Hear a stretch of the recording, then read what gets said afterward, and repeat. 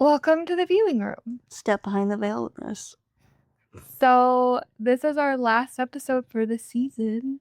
I can't believe we've done 10 episodes already. Wild. Yeah, that went by fast. 4. Right.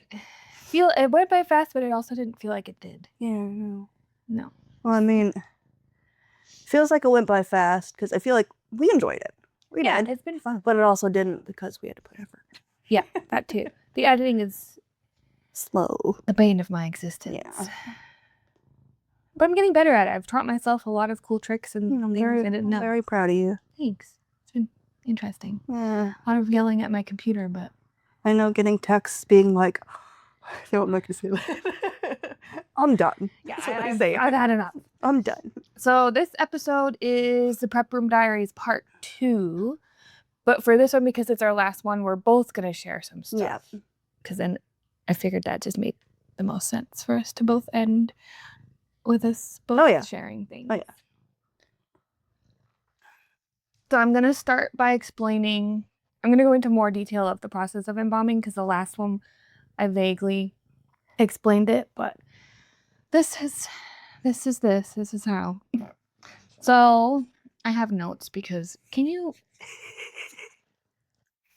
So when you begin, you put on your PPE. So that's your scrubs underneath, your gown, your designated prep room shoes, because you don't want to walk out. If you walked in blood, you might step on something or get shit on your shoe. Get shit on your shoe, yeah. You don't want to wear those elsewhere. So put on your PPE, so your scrubs, your gown, your plastic gown, your eye protection if you need it. I have glasses, so I don't usually put eye protection, but a lot of people wear those like face shields. And then for the first part, I will wear just like a regular mask because there's no chemicals. But when I'm dealing with the chemicals, I put on like a full like respirator mask because I have shooty lungs and they don't like that. So yeah, put on your PPE. And then you set out all the tools you're going to use. I was told to set out more than you think you're going to need just because it's better to be safe than sorry, and then you're not like cross-contaminating things, touching stuff to get stuff out that you forgot to grab out. So put it all out. Even if you don't think you'll need it, just put it out. Sorry. Bless you. I'm sick again. Yeah. Somehow. I don't know how. You have a shitty immune system though. So.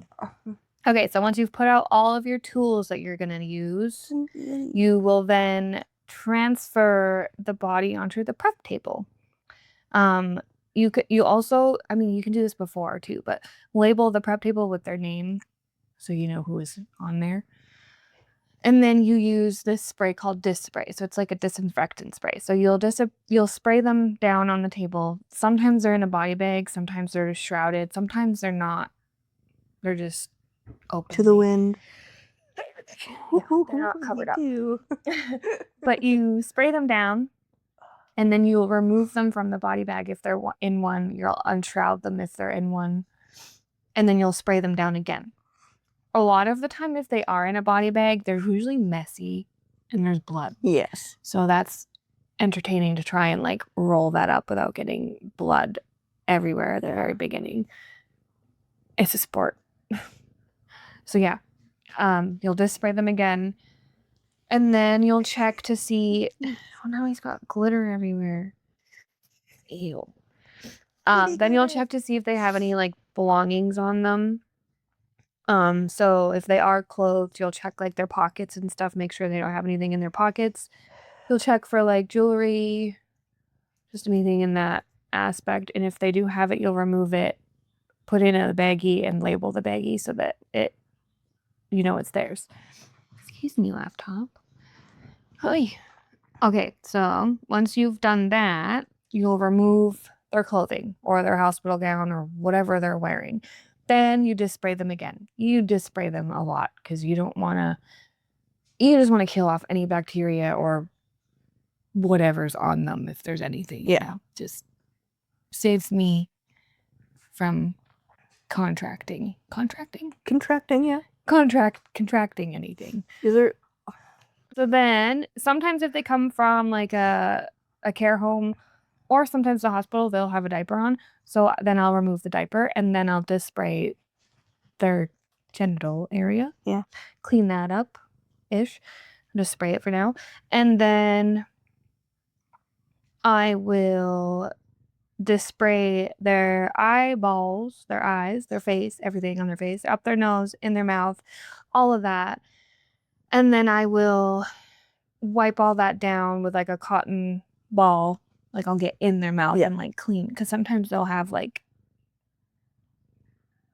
purge or like leftover food or like gross spit. They'll have boogers. That is I hate the boogers. Out of everything you deal with, it's not the poop. No, it's not the blood. It's the boogers. Yeah, I can't.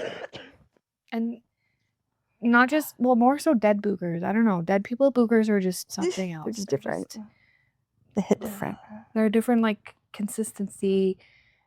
They look weird. Ew. Yeah. So, yeah, I'll clean out all of their facial orifices, and then I'll set their features. So we'll use eye caps for their eyes. They're just like, they look like contacts in a way. And they have little like barbs on one end. They're plastic, and you put them in, like you use your aneurysm hook to like open their eyelid, and then you put stay cream on. It's like a gelatin kind of like Vaseline consistency. You put that on the one side with the barbs, and you place that in. So the side with the barb sits against their eyelid, and that just helps keep their eye closed so that when they're in their service, you're not like their eyes not creeping open, because they look really creepy with the eye caps on. Yeah. And then I will suture their mouth. So you can use a needle injector. I hate using that thing, especially because on elderly people, their gums are so soft and fragile. The needle injector doesn't work. So the needle injector, it looks like a gun. There's different ones. So there's one that you put your fingers in and you pull like this, or there's one where you pull like a handle. I've only used this one. But you have like little wires that have screws on the end, and you put the screw side in the end of the needle injector, and then you inject it into their gum line, like into the bone, basically. But like I said, on older people, because their gums are deteriorating anyway, it doesn't stay in a lot of the time. So I hate using it. Mortuary assistant, right? Yeah. They do that, yeah. Yeah. I don't like using it because it's just frustrating and it doesn't work for me. I was thinking about that too when I was reading up on it. Yeah. The one in that movie, though, she did like multiple, so that would probably work a lot better. I've only ever done it where I've used one and then you twist them together, and that's supposed to keep their mouth shut. But a lot of time you go to pull on it and it just comes right into the gum, and then there's a giant hole. So I usually suture. So for this, you go, I gotta remember how to do it. I haven't done it in so long now. You go in through here and come out here, and then you go back in or near the same hole and come out here, and then you go up through here and come out through, like you're basically giving them a septum piercing.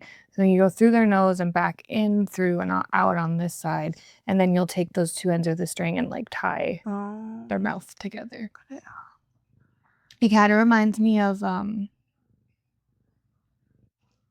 what's that movie? A Christmas Carol, where the ghost has his mouth tied shut. Yeah. But like above his head. That's how they used to do it back then, to keep their mouth shut. Yeah. Yeah. Interesting. Jacob Marley. Marley and Marley. That's the Muppet one. But yes. Yes, it is. But yeah, so then, I'll set their features, make sure their mouth's closed. If they do have dentures and their dentures are with them, I will put them in before I close their mouth. If needed, I can also use a mouth former if they don't have their dentures, and you can tell that they don't have teeth. Yeah. And a mouth former is just like this plastic, kind of like a mouth guard. Yeah. And you just put it in to make it look like they have teeth. Yeah. If you need to. They're really annoying. You can trim them down to like get them to fit and stuff, but yeah. So then once that's all done, and then if you need to, you'll shave the face at this point too.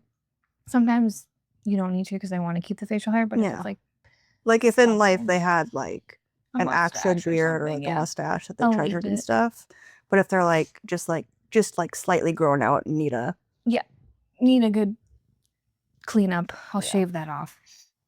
So then once I'm done all that, I will assess the body. So I'll look for like if they have jaundice or like any coloring or like blood pooling that I see, and then I'll use that to pick my chemicals because certain chemicals counteract those things.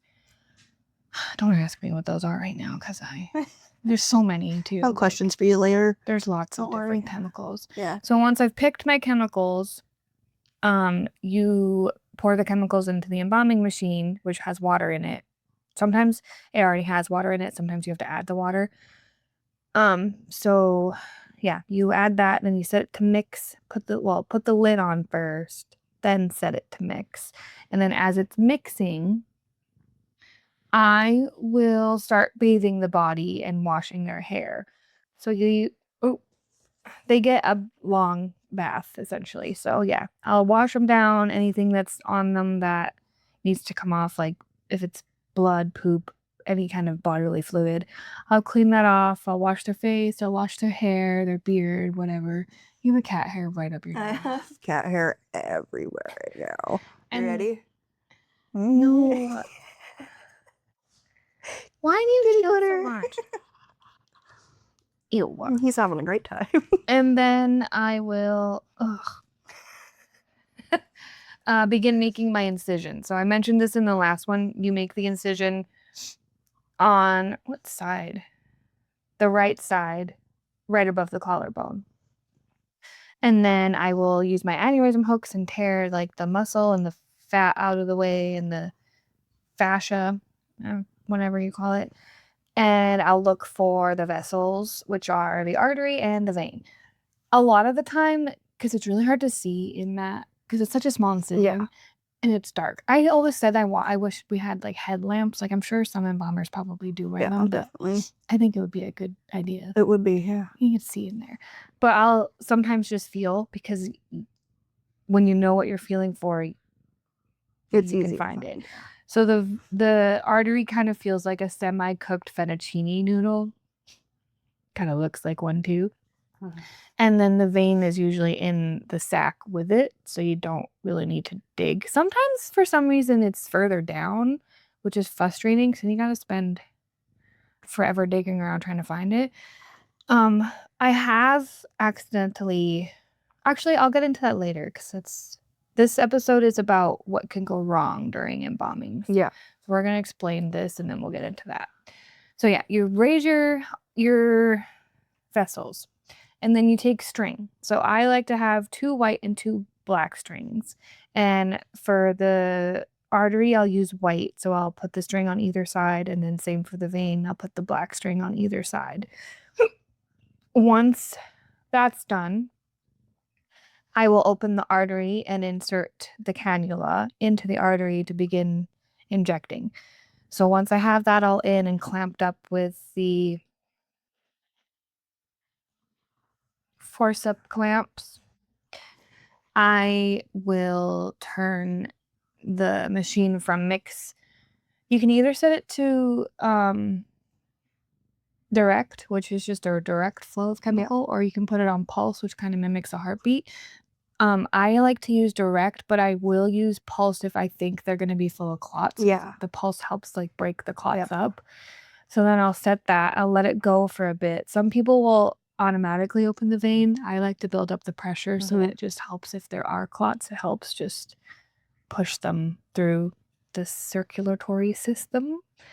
So once that pressure is built up, I will then open the vein. I forgot to mention too, when you're beginning to inject, you have to make sure your rate of flow and your pressure are set to the right numbers. I'm pretty sure it's 10. Like your pressure is higher than your rate of flow because you want your pressure to push things around, move things out. Yeah. I think it's 10 and 100. It could be wrong. And I know like every embalmer does this differently. So like what I do, another embalmer might do differently. We all have like our own ways of doing things that work for us. It's like a little... Yeah, you start off with the same base thing and then you build off you add off to whatever works best for you. You feel comfortable with, and like things you've picked up along the way or things you've tried that didn't work that you tried a different way. Yeah. blah, blah, blah, blah. Yeah. So once the pressure is built up, I will then open the vein, and then I'll use the angulate forceps. So I'll use the small ones first to go into the vein, and then which kind of open the vein a little more, and then I'll use the longer ones to go in with the opening I have with the smaller ones. And then I'll take the smaller ones out, and that's when I start doing this motion. Like I'll pinch while I'm in and let go when I pull out, because that pulls out any clots and it helps like stimulate like the blood flow to come out of the body. So while that's happening, like you leave the angular forceps in, because so then every once in a while you can do that motion. While that's happening, I will go around and put more soap on the body, and then I'll start massaging the body. So that just helps like with fluid distribution. So it helps like get it into the lower extremities. I'll massage their hands. While I'm doing this, I'll like clean out their fingernails, because that helps with distribution into their fingertips, because their hands are usually seen. So you want their fingers to be pink and clear, not purple or discolored. You can paint their fingernails after if you need to, like with nude nail polish. I don't know what he's doing right now. He's just having a good time. So when you begin your injecting, you always go down first, because you want to do the bigger area of the body first. I don't think you have to. You can go up first, but I just always go down first. Yeah. So once you've gotten your desired outcome, you like the color, you like the firmness of everything, you'll pause your machine and you'll switch everything to go up. And then while you're doing that, you'll tie off the end of the artery you were just in with the strings you have, so that the fluid doesn't come out of that opening. So you'll tie that end off, and then you'll go up. When you're going up, you set your rate of flow and your pressure lower, because you don't need it as high of a pressure and rate of flow, because it's a smaller surface area. So then once you have all that set, you turn your machine back on and you start going up. So while you're going up, you're massaging their hair, like their face, their lips, their ears, their earlobes, because you want to make sure they're getting fluid distribution everywhere. Going up doesn't take as long, obviously, because it's at the head, it's smaller. So you don't need to do it as long, and you just make sure you're watching for like the color and the firmness and eyeballs, because sometimes you can put too much fluid in and it can push the eyeballs out. Ooh. So then they have like bulgy eyes. You can fix that with cold compresses after. If I die and you embalm me, you best be making me look like a frog, okay? Like, I want to be green. I want to have eyes puffed up tall. Just scary. Yeah. You can fix it if that does happen with cold compresses and stuff, and applying like pressure to kind of push that fluid back in. When you're doing an autopsy body, though, you have to basically do all this as like a 6-pointer, because the body's open. So you have to, all the veins and everything are already exposed. So it's, in a way, it's faster, because you don't have to dig to find things, because you can see the artery and the vein already, because everything's open and empty. But you'd have to do it like as a 6-pointer. So you do like the axillary arteries, the femoral, and then you'd have to do it separately for the head, because the head is open. Yeah. You have to like pull the flaps down, remove the soup bowl, top of their head. Looks like soup bowl. So you remove their skull cap, and then you can see in there, and you can see like all the veins and stuff, and you can see like, it's kind of gross, but when you start when you start injecting, you can see where you need to clamp off certain areas in their head, because fluid will come out, especially behind their eyeballs. There's little veins you got to clamp off, and arteries and stuff. Yum. Yeah, it's a longer process for an autopsy case, but it's in a way easier, because you can see everything, and Yeah. So you do like limb by limb. Yeah. And then you gotta suck out everything. Like there's fluid still in their cavity. So you have to suck that out with the aspiration tube. It's got a different end to it. Once you have like your side effect for the autopsy one, you tie everything off, shut the machine off. And then you kind of, it's like you're basting a turkey essentially. Like you put drying, it's like a sand almost, but you put it in all of their flaps and then you close them up and restitch them up with the Y incision that's already there. It's interesting. And then you do put the bag of organs is in their torso when we get them. So when we open them up, we have to take that out. Exactly like a chicken. Yeah. We take that out and then you pour your cavity fluid just straight into the bag. And then when you're done all the embalming, you would the few autopsy cases I've done, we've double bagged that because you don't want it breaking. Yeah, that'd be gross. Yeah. So then once you're done that, you'll put it back in their torso and then you'll close them up and stitch up the Y incision and the incision on their head. The incision on their head is a pain in the ass because like your hair is there. It's easier on a bald man, but then you can't really cover the stitch. And I've noticed not all, but some pathologists don't fucking care. They just do their job. They don't care about the fact that they have a person. Yeah. So I've had some where they've had like their incision. Oh my god.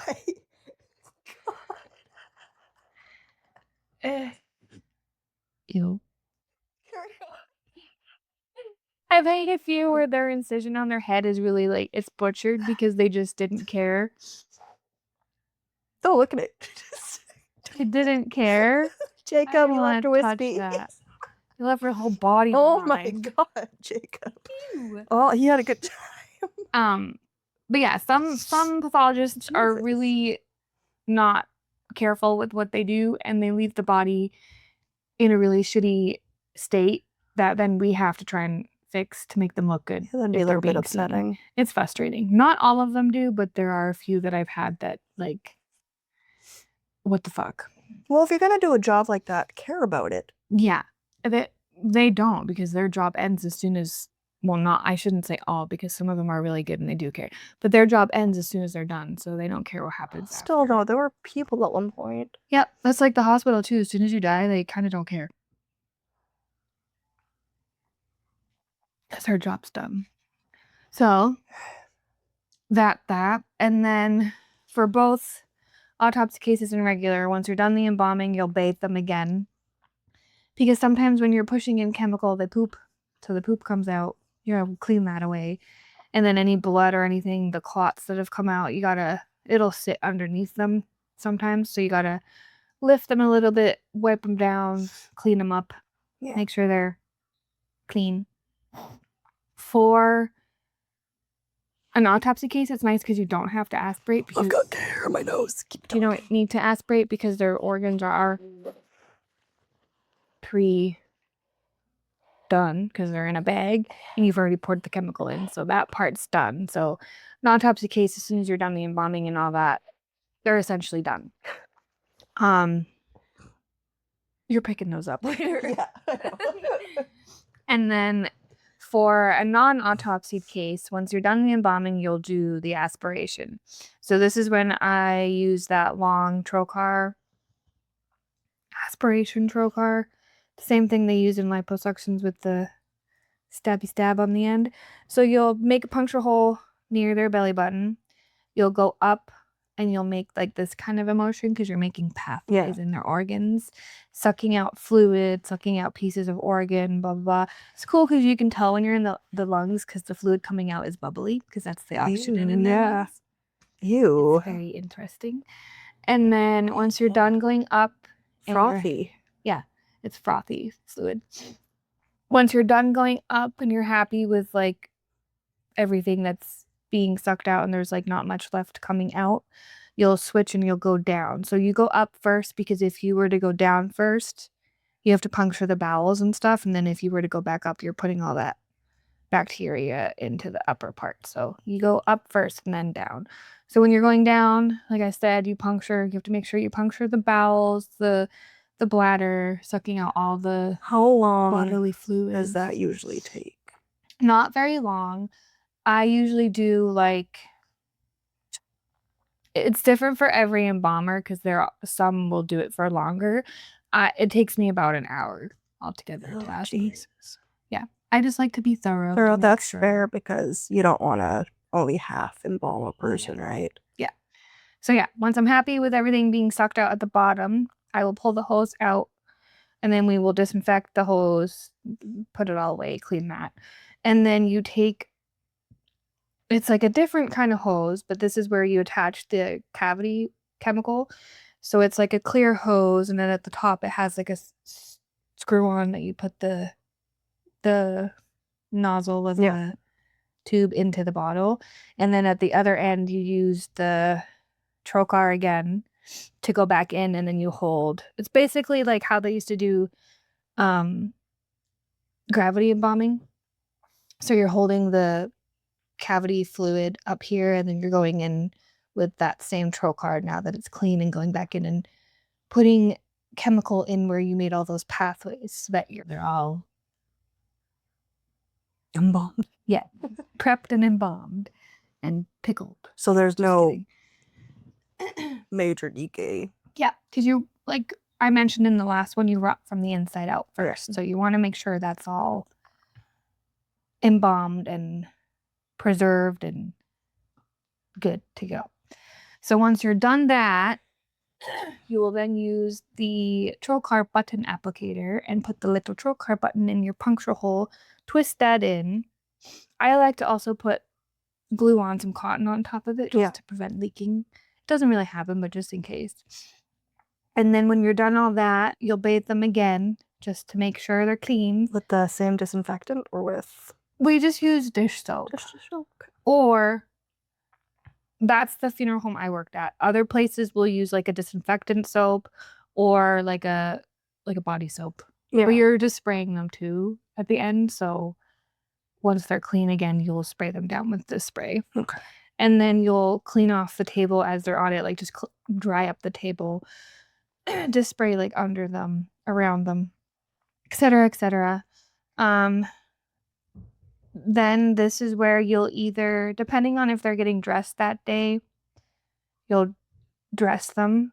I have only worked on some where they've been left overnight, so that I would just set their hands into a casket pose. So that's like, like this.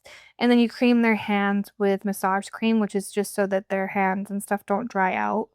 And then you do the same with their face, and then you just cover them with a sheet. And then you clean up, you empty out whatever chemical is left in the embalming machine. You sanitize that, you sanitize the hose, all of the equipment, all of your tools that you use, sanitize everything, spray everything down. Then you mop, and then you're done. Yeah. Simple. Super fast. 2 steps. Yeah, that's it. That's all. Oh, easy peasy, yeah. So, yeah. And then you would just remove your PPE. So any of the stuff that is garbage, like your gloves, your plastic apron you put into the biohazard bin, anything that can be washed, there's a designated washer and dryer specifically only for that stuff. So it would just get thrown in the wash, and then you'd be in your scrubs, switch into your other shoes, change your clothes. Ta-da. This will cure everything. But yeah, so that is that. It's kind of a sped up explanation of how it's done. Obviously, it doesn't go as fast as I just explained it, because sometimes things happen and it doesn't always go the way you want it to. Sometimes it doesn't work with just a 1-point injection. Sometimes you got to do 2. Sometimes you got to do 4. Sometimes you got to do 6. I've had to do 1 4-point injection. So I had to go in through their femoral arteries and their axillary. I guess a 5-point. So all in all, it's like you tie the rope piece around a little string, right, and then you do the thing, and then you do the thing. Yeah. Oh, I also forgot to say that you have to close the incision. Yeah. You do that before the end. And then right? Mm-hmm. Right? And then you got to reverse it, right? Because you want to do the bottom, and then you do a little bit at the top, right? Yep. And then once that's done, yeah. Exactly. Work with me here. Work with me, okay? Body, okay? There's a body in front of you. Take stabby sucky. Stabby sucky? Is that trocar? Trocar. Aspiration? Stabby sucky. Aspiration. It's a trocar, officially. Yeah, you do up, quite a few times, and you go down quite a few times. Yep. Right, make that all good, and then you take that out and you clean that, and then you put the thing on the thing, and then it goes down through the thing, and then you put the trocar back in, and then you put the stuff in the body instead of taking it out. Yes. And you take that out, and then you put the button in the hole. Yeah. Okay. Yep. Yeah, and then you clean them. And sometimes, too, during this, I will diaper them at the end, just in case. So sometimes, even after everything, they can still leak stuff. Yeah. So, yeah, I'll diaper them usually. I mean, your body at that point is just trying to void everything in it. Yeah. So. It's pushing everything out. And then if they sat overnight, I'll come in the next day, check on them, check everything's good. Then they'll get dressed and they'll casket them. You definitely explained it better than I did. All right, so now we're going to go into some stories of things that can go wrong during an embalming. So I have a few. Katie has quite a lot. So she's going to go first, and then I'll do mine at the end. Okay, yeah. So, first of all, these aren't just for embalming mishaps. These are kind of like funeral mishaps in a way. Yeah. The first one is one of the most one of the more well-known ones. Okay, it's about the exploding Pope. Oh, about the exploding Pope. I think I did. Pope Pius the 15th or something, in like 1858, a while ago. They went to embalm him, but instead of embalming him normally, they decided to use a newish concoction of like herbs and oil, right? And they mixed them all weird, and then they decided to put him out in like the sunlight and heat so people could view him. And that mixture, kind of did what it does. But the sun and the heat, it bubbled all together and created all the gas, and he literally started like exploding and melting while he was up there in the laying state. And it said that he was also losing like his arms and stuff while he was up there. Just falling apart. What a weird thing to try on Pope, though. Yeah. Aren't you they're meant to be like worshipped almost. Yeah, so why would you be like, hey, why wouldn't they try that on someone else? Hey, watch this. Yeah, watch this guy explode in front of everybody. Yeah, like it's the Holy Spirit leaving him. Yeah, it was busting to get out. Or he was possessed. Maybe. This is the final created exorcism. like fucking, when you put vinegar in baking soda and put it in a bottle and just bucket. Yeah, that's what they did, I guess. I didn't look up what they used for it. Just a concoction of a concoction of herbs and oil. I don't know why they wouldn't try that on someone that's not an important figure of the people. I don't know. I thought that one was a little silly, to be honest. That happens a lot, though, like, especially if people that have died in water. Yeah. Because your body fills up with, like, the gases, like I said. Yeah. And sometimes that's when you float. Yeah. And if they bump into something, they'll explode. But sometimes the body will expel the those whale gases. Carcasses. Yeah. Because whale carcasses are like ticking time bombs because of that fact. If it can, like, the fluids, the gases can expel naturally, and then your body will just sink back down. But yeah, if they get bumped or like the sun bakes them too long, they'll explode. Yummy. Yeah. And then you gotta go fishing to get all their pieces so you can bring them back to the funeral. Like, yeah, I don't know how you just... Look, I've witnessed the scuba search and rescue team. Yeah. Poor men. Yeah. And so back in the day, funeral directors had to do all that stuff. They didn't have like people that were designated. Oh my God. So the funeral directors would have to like go out and... Yeah, even new crash sites, like you'd be scooping up brain matter off the road and stuff, getting it in the back of the van. Well, like that guy I worked with. Yeah. He used to have to do that. Oh, Jesus. So he went to one where the person had, Yeah. and it was all over the ceiling. So he had to kind of like gather it, and he made a cutting puke. The cop was like, came in, didn't know what was happening, and the guy I worked with mentioned how he was hungry, and the cop got sick and threw up outside. He's like, yeah, I'm wondering what to have for lunch, as he's like scooping brain matter off the roof. And the cop's like, I gotta go. Yeah. But thankfully, we don't have to do that anymore. At least not where I am. Pudding. Mm-hmm. Yeah. Fucking gross. Okay. Another one I found. This funeral home, okay, they got a man, right? And he came in, and his wife and daughter were both dark-skinned. So the funeral director just assumed he was dark-skinned, right? And so did the coroner. So they went ahead with the embalming and everything, right? What they'd like just normally do, they didn't do any color correction because they thought he was dark-skinned. And then during the like open casket viewing, the wife looked at him and she started yelling, "That's not my husband. My husband wasn't white. Well, was white, sorry. My husband was white." So they picked up the wrong body? No, they picked up the right body. It was just... But with the things the hospital gave him and the way he died, apparently the combination of the two turned his skin dark to like a dark ashy color. So that's why you don't assume, especially in funeral industry. I also don't know how you would fix that as an embalmer. There are chemicals that do bleach the skin, but yeah, you'd basically have to concoct. Every embalmer basically mixes things together to make a concoction that you think will work. So you could do it and it would just like flush his system out and hopefully bleach his skin back to a normal color. Imagine the poor shock for that wife, though. Yeah. That reminds me, I don't think this is a true story. I think it's just a funny haha. So there's two husbands that passed away and they accidentally put the wrong suit on the wrong person. So they just lopped off their heads and switched the heads around instead of taking the suit. It's not a real story. It's a haha.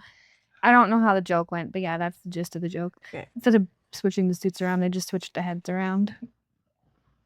Oh, there it is. I was like, did you see that? It was attacked. Anyways. So this one, I'm going to read this pretty much directly from my thing because... the Nelms Memorial Funeral had an incident where they completely forgot to embalm the body of Norman Holman. So when his open casket service happened, they found him rotting in his casket. And unfortunately, at the time, the AC in the funeral home decided not to function properly, so it accelerated the decomposition of their body. Who forgot to fucking embalm him? How does that happen? It shouldn't. You have like... Most funeral homes have one or a few specific embalmers, and that's their only job for the most part. So how do you... They just didn't bring him down to the prep room? They just plopped him in his casket? I don't know. Called it a day? Imagine the smell. Yeah, that would be disgusting. That poor man and that poor family. I know. So now it's a closed casket. How do you mess that up? And you gotta spray the shit out of that casket because it stinks. Oh my god. Right though? Ew. Yeah. Okay, the next one I have a few questions about. An old man got embalmed. They told the family that something had gone wrong during the embalming, and it caused the man to contract some sort of after infection, like an after-death infection. His body bloated and turned bruised and black, and they were unable to have an open casket, but they opened at the end for the family anyways, and the smell had been overpowering. So I'm just wondering, because there's this thing I found called a Clostridium perfringens, like tissue gas, whatever. Yeah. It's like gangrene. Essentially. Yeah, so I was wondering if that would have something to do with it. Yeah, I don't think it's the chemicals because the chemicals can't, like, if you're not injecting enough chemical, they'll rot and you can over embalm them, which will blow them up. So I wonder if they either didn't put enough chemical in or they put too much and he got all bloated. Because, yeah, if they had just said that he'd like gotten bloated and stuff, I'd understand. But at the end, when they said that there had been a wicked smell, I'm guessing they didn't put enough chemical. They under embalmed him. I've seen a few. They weren't bodies that I had done. There was a different coworker at the one funeral. Yeah. There was one lady. She was under embalmed and was like falling apart, and I almost got blamed for it until I pointed out that it wasn't my. Yeah, that's infuriating. It wasn't my case. But yeah, it can happen, unfortunately. And then at that point, there's nothing you can really do because you could go back in and put more chemical in, but then that's time consuming, especially if they have a service that's happening right away. It's why would you just tell the family that something went wrong during embalming? What could go wrong during embalming that could lead to someone not being embalmed properly? He might have just had like clots, and the embalmer was just lazy and didn't want to do more than one injection site and didn't bother opening him up elsewhere. That's horrible, though. Fluid distribution. That's horrible. Yeah. There's a few shitty embalmers out there that just don't care about their job and they just want to get it done and over with. Yeah, it's... Yeah. Get a different freaking profession. I did have one where he had taken his own life, or so we think, in prison. I can't really get into a lot of details because a lot of people know. I'll tell you later, but he was not a good person to begin with, and he was a post because they didn't know how he actually died, so they had to do an autopsy to try and determine how. And his embalming didn't go perfectly. Like it did what it was supposed to do, but I think it was fate taking over because of what he did while he was alive. Karma. It was a closed casket anyway. Only his family really saw him, and the rest of the service was closed. Yeah. But yeah, he started rotting like fast. And we had done like a decent job. Dirty hell soul. I just think, it was rotten to the core. He was a sinner.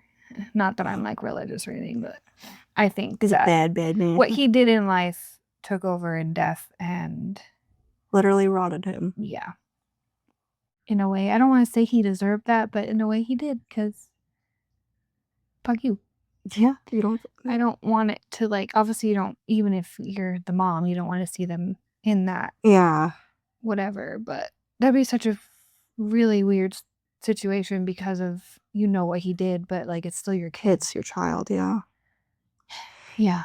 Yeah. So that's the only one I've had where they've kind of gone wrong. Yeah. But yeah. Oh. Yeah. Okay, so next one is kind of funny, okay? Because this guy, he was a philosopher, okay? Okay. So, philosophers kind of... Just kidding. No. Yeah, they're kind of holding now. Yeah. Anyway, Jeremy Bentham, he was an English philosopher who requested that his body was to be used for medical science, then embalmed, right? Yeah. And his skeleton was successfully dissected and preserved. His head, however, not so well done. He wanted it to be preserved based on some techniques by the Maori people of New Zealand. Like Moana? No. Is that Hawaii? That's Malaysia. Oh. I think. Maori? Don't quote me on that. Okay, yeah. Anyways, yeah. So he ended up looking like really grotesque and macabre. Like they had to make a whole new wax replica of his face for the viewing because it messed up that bad. And then his head was thrown at somebody's feet. Oh. I didn't put the name in, like Betham or something, but like... Why? I don't know. People are weird. Hey, somebody got head that day. Usually what... Okay, so this one's kind of a... I've heard of this one before. Wait, so what did they do with the rest of them? The rest of them?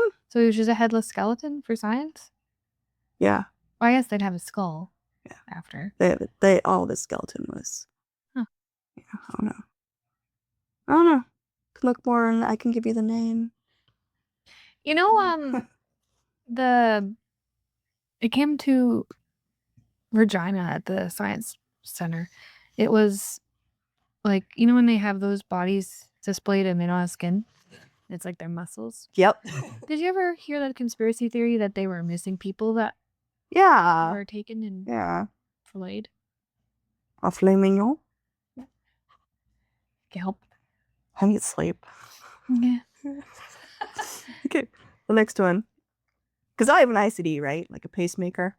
Yeah. Planted. And this one just. Remember in our very first, was that our intro? The very, very first one? Yeah. She said, I've dealt with death and dying, and she said she's died twice. Yeah. That would be why. Yeah. She has a pacemaker. Yeah, I've got a pacemaker. That's a long story. But this one is fairly recent.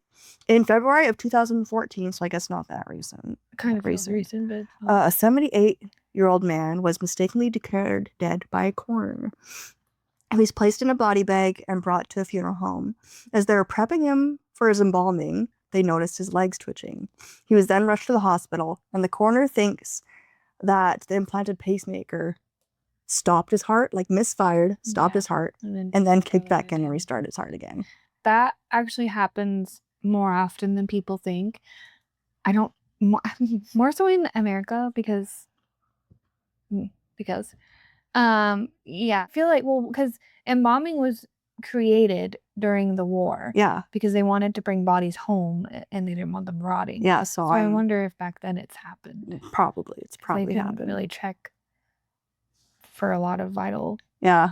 I'm not saying it's never happened because it probably has, but there's no now. Yeah, solid recordings of it. But that would be terrifying.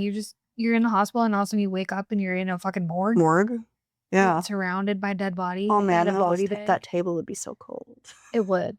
Oh, you're just like nude. you're just checking boxes right now, like cold table, nude, toe tag. Damn, I'd keep the free toe ring. I would keep it just as like a. I don't know if I'd want to remember if I almost. That'd be so funny. Gotten bombed. I mean, buried. And then that's also a thing, like back in the day, they would accidentally bury people alive. So that's why they'd have that bell. The bell, yeah. They'd ring the bell, and then the grave keeper would listen for that bell. And they also used to put bells on the toes of dead people in the morgue to make sure they were dead. Because maybe they aren't dead, but maybe it's just a superstition, you know? Like, maybe you want them to be dead. What's that movie? The Nun. I think it's The Nun, where all the bells start going off in the graveyard and they are dead. They've been dead for fucking forever. Yeah. I have claustrophobia, and that's one of my worst fears, is being buried alive. Not that it would happen. Well, hopefully it doesn't happen. That's touching wood. Yeah, there's no wood over here. Do you guys know that my mom would always say, like, touch wood because it's knock on wood. Knock on wood. But then if there was none around, she'd tell me to touch my head because she's telling me it's made of wood. Wood. And empty. Like Pinocchio. Are you a real boy? No. Oh. Gross. Damn, I learned something new today. Continuing. Next one. Okay. So this woman died, right? And she had been embalmed so she could spend some time at home with the family, because sometimes they do that. Yep. They let the family to view in the home. And then when they opened the coffin, she was covered in bruises and was swelling. And then within the next few hours, she had started bleeding from her eyes, mouth, ears, and nose and had to be taken away, which was thought to be caused by improper embalming. She was purging. Her body was pushing everything out, and she was under embalmed. Yeah, I heard blood. I'm like, there wouldn't be. If they actually had drained all her blood and embalmed her properly, there would be none left. But they obviously under embalmed her, and her body was purging. Yeah. You know how I mentioned in the last one, it can come out of like every orifice. Everywhere. Yeah. That's rough though. Yeah. Yeah, my mom's dad was kept in their living room in his casket for a couple days for their wake. She said she saw him too, like when they had his body there. She said she saw him on the landing of the stairs. Oh God. That's why she's scared of ghosts now. Yeah, I don't blame her one bit. Jesus. Yeah. Okay, so woman's son had died. He had been punched. Okay. Punched? Yeah, punched. I'll get into it. And 17 months after his death, she wanted more answers about his death. So why did the punch kill him, right? Yep. So she hired a pathologist to exhume his body, and she discovered that he wasn't fully embalmed. So parts of him were like liquefied and stuff. Yeah. And the liquefied has seeped like from the inside of his casket everywhere, and they had to use a pickup truck to transport him and do the autopsy in a garage. Yeah. And she really wanted to give her son a new casket, right? Because of what happened, but she was told she couldn't because he had leaked so far into the old one. Yeah, honestly, at that point, you may as well just leave him. Yeah, that's there. Poor guy. But he's Imagine. part of him's already in there, so you don't want to separate them. And then, because if you believe that, then his soul wouldn't move on. That'd be as parents. Yeah, that would be really horrible to find out and see. How long did it say? How long in between? You said 17 months. 17 months. I mean, yeah, it depends too, though. Like, it depends on how they died, if they were on any medications. Yeah. Sometimes, yes, they're embalmed and they last a while, but sometimes they don't.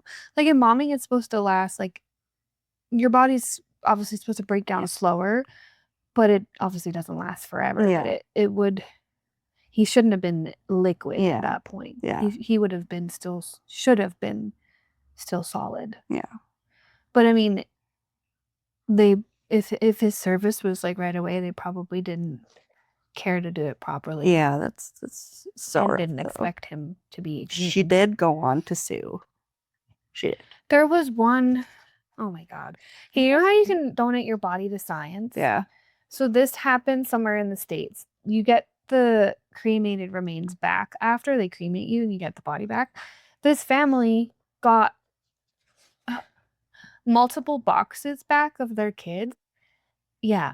And because they assumed it was cremated remains, so they left it in the back of their car for a day, came back, and it was leaking brown fluid, and it smelled super bad. They gave them his brain in a box. Just his fucking brain. What the hell? Yeah. So I think they went on to sue and it was the funeral home that sent it to them. Yeah, it'd be freaking mortifying.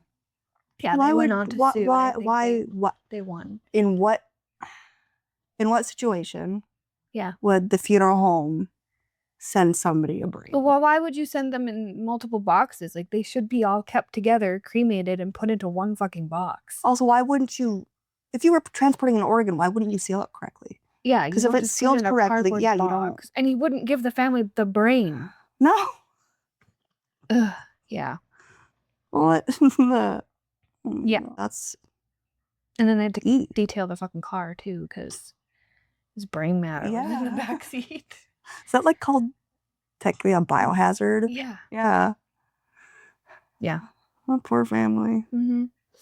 Yours are mine are more so like. Mine aren't as gory. I got ones that I wanted answers for. That's fair. Because I don't. Who else are you gonna ask? Yeah. Right. So mine are more. They do tie into yours, just like how I mentioned. Like sometimes you can't. They're under embalmed or over embalmed. So if they're under embalmed, they'll rot and break down faster because there's nothing preserving them. And then if they're over embalmed, they puff up, and that's when skin slip and stuff happens. Because you'll get like the gas gangrene, like the tissue gas, and the fluid buildup, because there's just too much fluid and it's got to come out somewhere, so it comes out of their pores. And then sometimes too, if you use the wrong concoction of chemicals, you can throw off their color, because some of the chemicals we have are dyes, and you only need a little bit of it, and then you mix it with other stuff to dilute it. But sometimes you can put too much, so they can go fucking orange, they can go yellow, sometimes they can go purple, because there's a color you use for darker skinned people. If you use that on a white person, they're not gonna look great. They'll be like purple or red. If that can go green. Pause. If that happens, can you reverse it? Not really, because you can't bring it out, because I read someone asked, like, if you can drain out the blood, why can't you drain out the chemical? Yeah. You can, but the chemical goes into The tissues. all of your tissue and like it's like a sponge, like your body like soaks it up. So you can't flush that out. Yeah. You can flush out the circulatory system, but it's already in their tissue. Would you be able to fix it with makeup? Yeah. Like their face and stuff? Face and hands? To do. Anything that's visible, you'd have to color correct with me. Yeah. Okay, well, I mean, at least there's an option. Yeah. So. It would just be a pain in the ass. Well, yeah, but if you make the mistake, you gotta fix it because you don't want grandma to be fucking purple like Grimace. I mean, I kind of want grandma to be purple like Grimace. So yeah, also too, if you over embalm, like I said, they can swell and stuff, but they can also end up looking like a wax figure because they just have like a waxy finish and they're too stiff. Yeah. And then that too is annoying. Well, I don't think I've had any that have been too stiff, but it would be annoying for posing because they're so stiff. Like you're just Barbie doll. Yeah. You can't even bend their arms. They're just stuck like this. So then trying to put their hands together, their hands are like this when they're supposed to be like this. So I have a quick side question. With Rigor Mortis, I was reading that it only happens for so long. Yeah. So it sets in a couple hours after you die, lasts for however long, it goes away, and then it comes back. Okay. But when we embalm, the bodies I got were in that stage. Yeah. So I'd have to break. I accidentally dislocated an old lady's arm once. Yeah.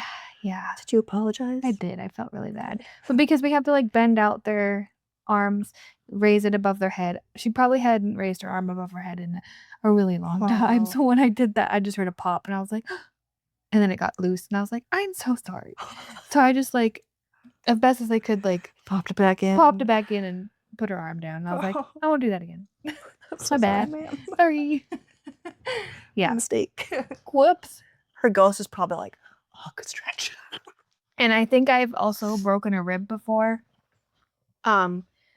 Just from, I wasn't even pushing hard, just from like massaging and like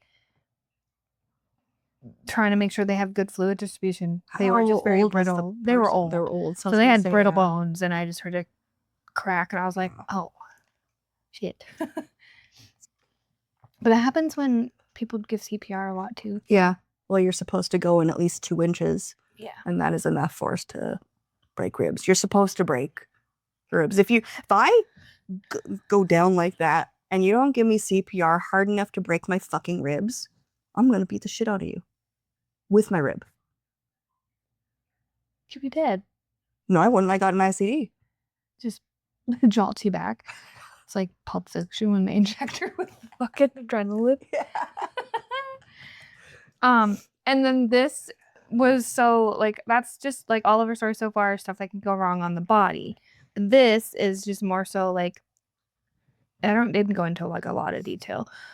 But if the embalmer isn't wearing the correct PPE, they can get very sick. Yeah. Because all of the chemicals we deal with fucking cause cancer. Which is great. And back in the day, like that one guy I worked with, when they worked in the prep room, they didn't fucking wear nothing. They wore gloves and that was it. They were smoking in the prep room, drinking coffee, eating fucking sandwiches, like, ugh. Brain ramen. Right? And yeah, so the reason like you should wear the respirators is because you're breathing in all that chemical. And like, yeah, they have like the vents in the room to like suck out the chemical, but like it's still in the air and it's not 100% gone. And like it's formaldehyde. So like you don't want to breathe that in. No, you don't. Same with like eye protection. You want to have something, like at least I have glasses, so like I have something covering my eyes. But like you want to have something covering your eyes and your mouth because like splashback. Say if you're doing someone that had hepatitis and you get their blood or their shit in your eye or your mouth, now you have fucking hepatitis. Yeah. So yeah, you got to be very careful. That's why I double up with gloves because like if I haven't thankfully, but poking yourself with a needle that has their blood on it, same thing. Now you got to go get fucking tested because you could have some STD or fucking disease that they had. Yeah. So it'd be a really big shame. Yeah, that would suck. Your whole life is changed just because you didn't take the proper precautions in your job. And then, so the one guy I worked with, I don't know how true the story is because, but like I said, they didn't wear like masks or nothing back in the day. And this guy he worked with was obviously constantly around chemicals and breathing in the chemicals. His teeth went black and he developed throat cancer. Oh God. Yeah. Yeah. So yeah, if you do decide to go into this industry, please fucking take the PPE and that Seriously. all of You that need- seriously. Yeah. Because it's important. It's there for a reason. Yeah. Yeah. You don't want to, I mean, obviously we're all going to die. I feel like if I do die, that's probably, if I go back into the industry, I feel like my death will probably be linked to embalming. Because like even with all the PPE and like the respirator, there are still particles getting in. Yeah. That you're breathing in. Just slower buildup. Yeah. But yeah. Protect yourself. Did you bring protection? Pulse out giant mask. Yeah, I did, baby. And then this embalming I did, it was a little while ago now, because a few months ago at least, maybe last year sometime. But it was she was maybe in her 70s. I was embalming her. I did everything, you know, the way I'm supposed to do it, by the book. When it came time to open her vein, nothing came out. There was no blood. Nothing. Not even a drop. So I thought maybe she had clots. So I started doing that motion to try and pull out clots. Nothing. Still not even a drop. So weird. And I was like, oh, well, maybe she had like internal bleeding. And when I aspirate it, it'll all be in her like stomach or something. No, there was literally nothing. Nothing. And there were no wounds on her to show that like maybe she had bled out from an injury or something. Yeah. Nothing. And I was like looking on her neck. I'm like, are you a vampire? Like, suck your blood? Are you gonna come alive and just like is it gonna be like in Blade where he got burned and then all of a sudden he just pops up and bites the guy? But yeah, she had no blood like whatsoever. So and I was like, that makes no sense. I'm not sure how she died, but like even if she bled internally, like you'd still think it'd be in her body. It would have to be somewhere. Yeah, there was nothing. She embalmed really well, considering. I mean, she was empty, so like Yeah. had no. Well, that'd be pretty good. I mean, like nothing to fight against it getting all the chemical in. Yeah. But yeah, I don't know what happened there. This is so weird. Yeah. Think about that. I've been thinking about that actually a lot lately. Yeah. I don't know why. It was very puzzling. And I was alone. So like again, I had no one to be like, how does that happen? So then when I was done, I was like, hey, is this normal? Like, am I being pumped? Does this happen to you? And they're like, no. And I'm like, well, it happened to me. All right. Well, who should I call? First time for everything. And then so with aspiration, I don't know if I mentioned it, but every once in a while you got to pull out you got to pull the hose out and rinse it off, because if you don't do that, sometimes pieces of flesh or like a clot or poop can get stuck in it and it makes the hose back up. And that's not a fun experience because I've had it happen once. Thankfully, it wasn't going down, it was going up. Yeah. And when I pulled it out, blood just fucking exploded everywhere. I did have a coworker, it happened to her, but hers was poop and it was literally all over the ceiling. Like she had to clean the entire prep room, like head to toe. Or yeah. Head to toe.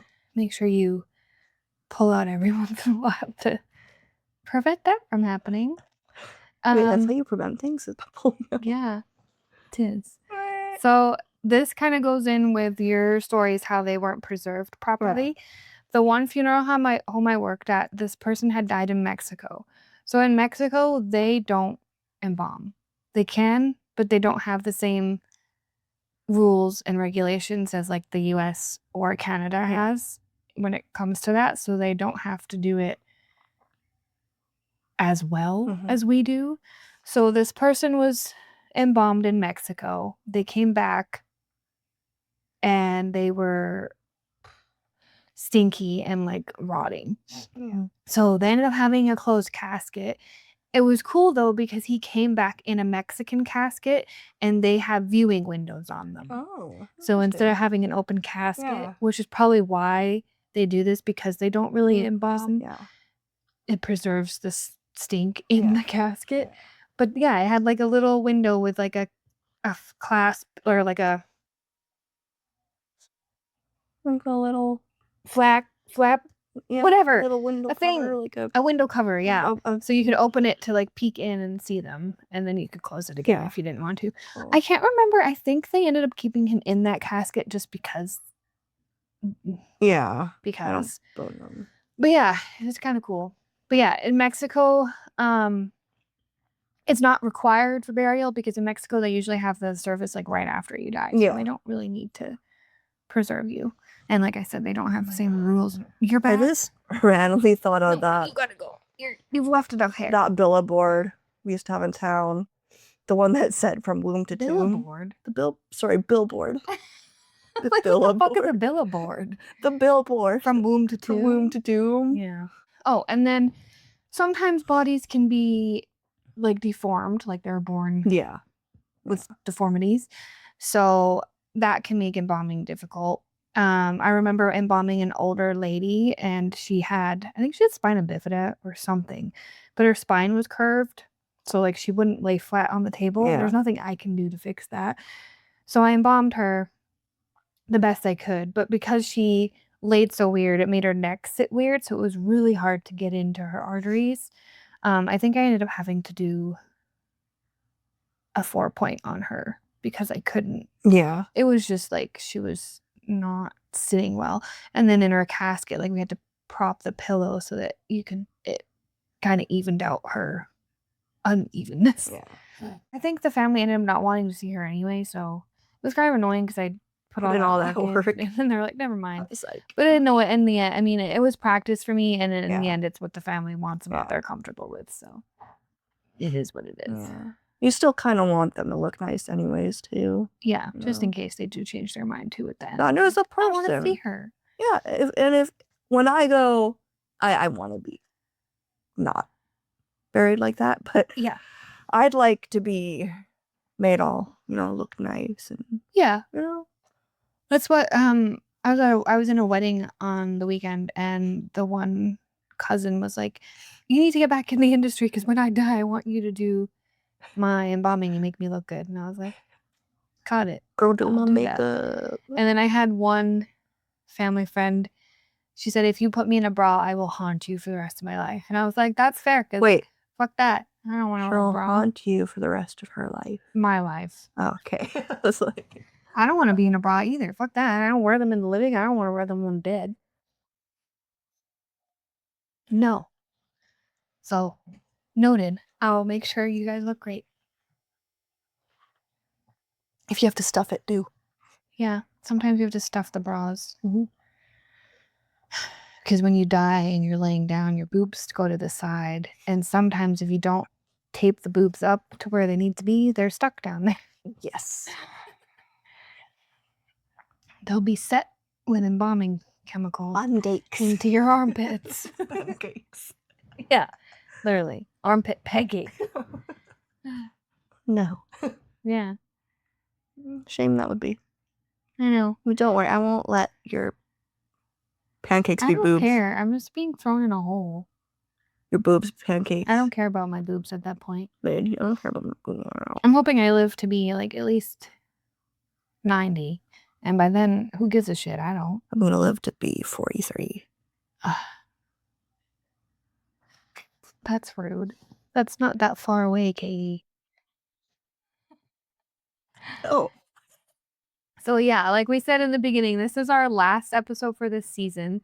So we're taking a short break now. Next episode for season 2 will come out on September 5th. So remember that date. And we lined it up perfectly so that we have an episode that comes out on Halloween. That's really exciting. I'm so excited for that. At least it was spooky shit for that. So I put out a question today to ask people like what their favorite episode was from this season, what they'd like to see in the next season or more of. My sister said She thinks it would be cool to pick certain cities and areas and talk about local ghost stories. Yeah, that'd be cool. Which we kind of did. We did one for Moose Jaw, and then we did like Appalachia. Yeah. So stuff like that, which is what we were planning to do anyways. It'd be really cool if people could request cities. Yeah. If you guys want to do that for next season, like I'll start preparing stuff closer to that. But like what cities you want to hear about and what ghost stories from those places you'd like to hear about, and we'll do the research for that. Look it up. Yeah, there's specific cities or specific buildings or like and then this one, same, more local scary shit. This is from Emma. Or anything historically creepy from back home in Wales, which we were going to do anyways. Yeah. And then we also were going to do more like the regional paranormal. So we're going to pick a country or a city, town, blah, blah, blah, and do like a paranormal story from there. And have hopefully find some that are linked or new or about that area. Oh, yeah. And then my friend Sylvie said her favorite one, hold on, I gotta find it. The funeral traditions of Asia. And she said, I hope there are other things you can dive into that are about that. So I did want to do that too. Like I want to still do funeral traditions from different countries. Because that's really fun to look into. That'd be good. Investigate. Yeah. And then we're going to continue with cryptids because Katie has fucking a bazillion of them. Yeah. And yeah.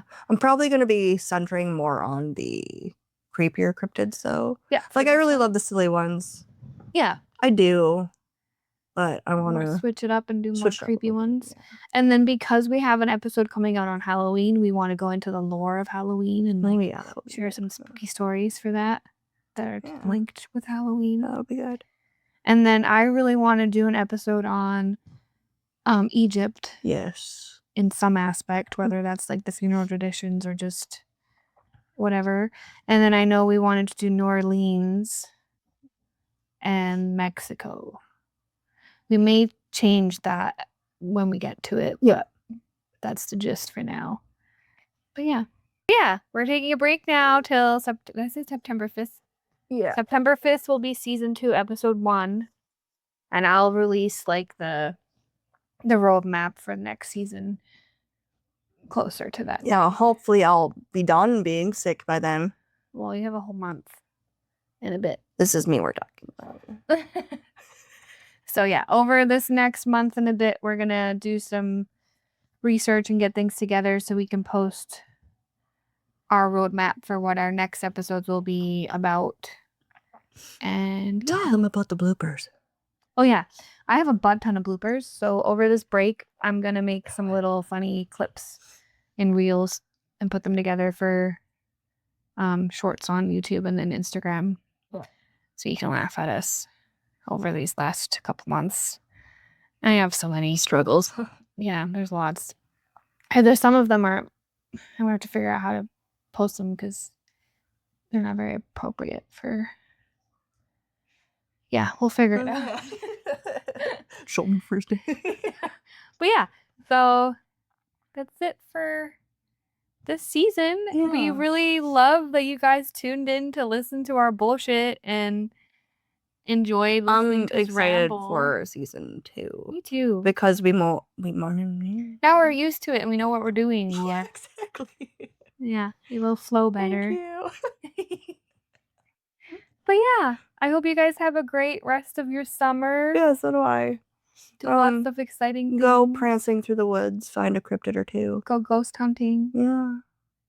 Yeah, the good old stuff. We love you guys. No, we don't. Katie. Yeah, we do. Thanks for tuning in. Thank So, you. With that, rest easy. If you can.